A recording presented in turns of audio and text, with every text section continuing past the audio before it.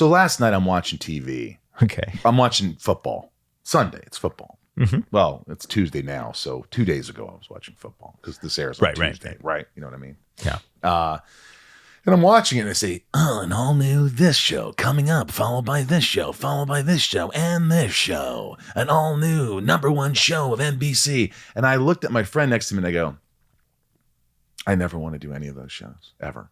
No. Ever. No. Ever. No. And, you know, but if you would have rewound years before and I wasn't working and I had a family or whatever, I'd be like, I'd love to be on any of those shows. Yeah. But thankfully you get, there's a time when you can choose. Right.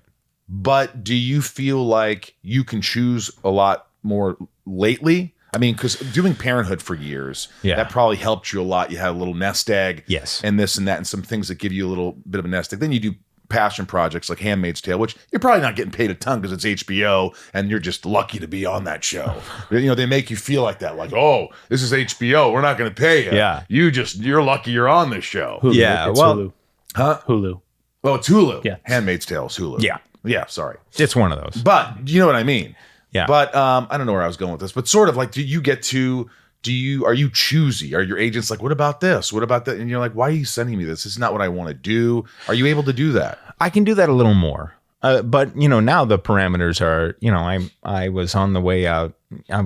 All it takes is standing in customs for a couple hours for me to have a life crisis. And, I emailed my team. I was like, hey guys, I can't work in Canada again. Not this year, just because I've been away from my family for most of COVID. My wife is taking on 3 maniacs at home, and it's a lot. It's a lot, and I want to be. So if we can find a job that works in town, great. Even in the States, great. And that said, there's very few jobs like that, and not for nothing, but I'm at a point where I'm never gonna.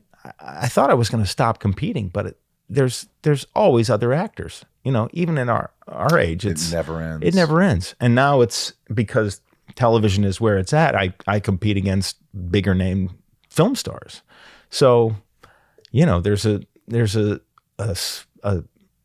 kind of a sweet spot where I reside, where people are like, well, we can't get this guy, but we can get this guy. I've always been that guy. They can't get this guy, so let's give it to that guy. Or this guy we're firing, so let's hire this guy. Totally.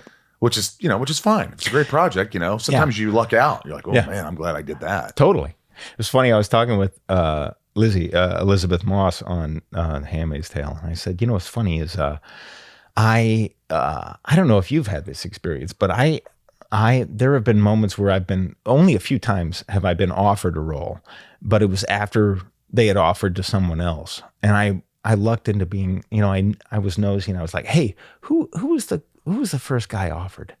And one instance it was Owen Wilson. And the other instance, and the other instance it was Ewan McGregor.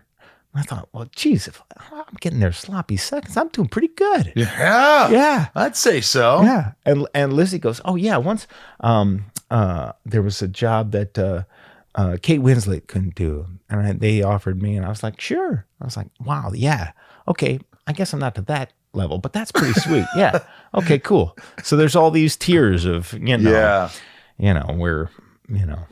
it's tough though, because you're right, they don't, but there's not a lot of, most things shoot somewhere else because of the tax benefits. Right. So they shoot in Nashville, North Carolina, and Louisiana, and all these places that, it's just easier. So, but you're still away from your family. Yeah. And it's tough. It's definitely tough.